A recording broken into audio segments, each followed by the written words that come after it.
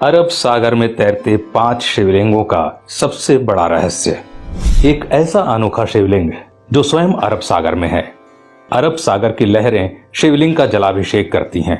आज हम आपको बताएंगे इस खास शिवलिंग से जुड़े कुछ खास रहस्य और ये भी बताएंगे कि आखिर ये इतना दिलचस्प क्यों है। गुजरात के भावनगर में कोलियाक के तट से 3 किलोमीटर अंदर अरब सागर में स्थित हैं निष्कलंक महादेव। यहाँ पर अरब सागर की लहरें रोज शिवलिंगों का अभिषेक करती हैं। लोग पानी में पैदल चलकर ही इस मंदिर के दर्शन करने आते हैं। इसके लिए उन्हें ज्वार के उतरने का इंतजार करना पड़ता है। भारी ज्वार के वक्त केवल मंदिर की पताका और खंभा ही नजर आता है, जिसे देखकर कोई भी अंदाजा नहीं लगा सकता कि आखिर पानी के नीचे समुद्र में महादेव का प्राचीन मंदिर स्थित है। यहाँ पर शिवजी के 5 स्वयंभू शिवलिंग हैं।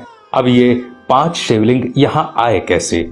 दोस्तों, इस मंदिर का इतिहास महाभारत काल से जुड़ा है। महाभारत के युद्ध में पांडवों ने कौरवों को मारकर युद्ध जीता था, लेकिन युद्ध समाप्ति के पश्चात पांडव ये जानकर बड़े दुखी हुए कि उन्हें अपने ही सगे संबंधियों की हत्या का पाप लगा है।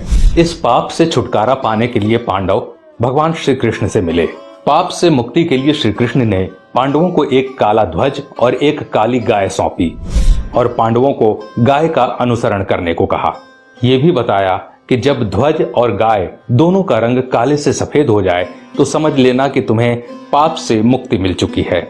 साथ ही श्री कृष्ण ने उनसे ये भी कहा कि जिस जगह ऐसा हो वहां पर तुम सब भगवान शिव की तपस्या करना।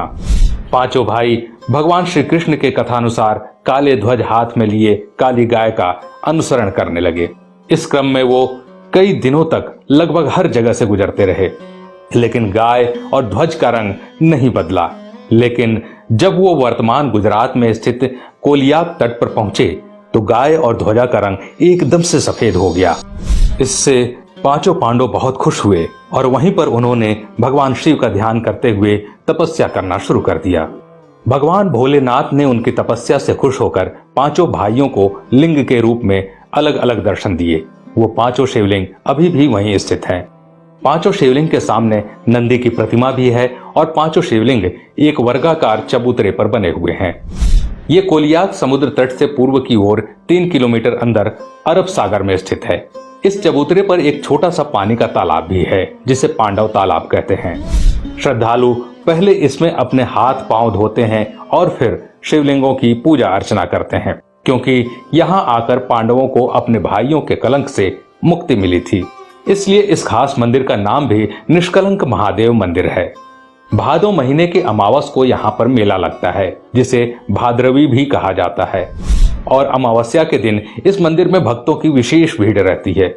हालांकि पूर्णिमा और अमावस्या के दिन ज्वार अधिक सक्रिय रहता है, फिर भी श्रद्धालु उसमें उतर कर जाने का इंतजार करते हैं और भगवान शिव के दर्शन करते हैं।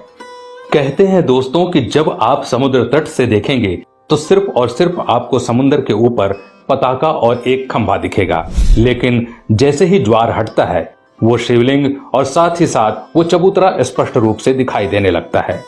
दोस्तों, ऐसा भी माना जाता है कि आज तक समुद्र की लहरें न ही उस पताका को हिला पाई और न ही खंभे को और न ही शिवलिंग को, क्योंकि अरब सागर स्वयं भगवान शिव का जलाभिषेक करता है। तो दोस्तों, अगर ऐसे में भविष्य में आपको इस खास मंदिर में जाने का अवसर मिले तो इस अवसर को चूकिएगा मत, या कभी आप गुजरात घूमने जाएं तो इस मंदिर के दर्शन अवश्य कीजिएगा, जिसे निष्कलंक महादेव के नाम से जाना जाता है। आज के लिए बस इतना ही।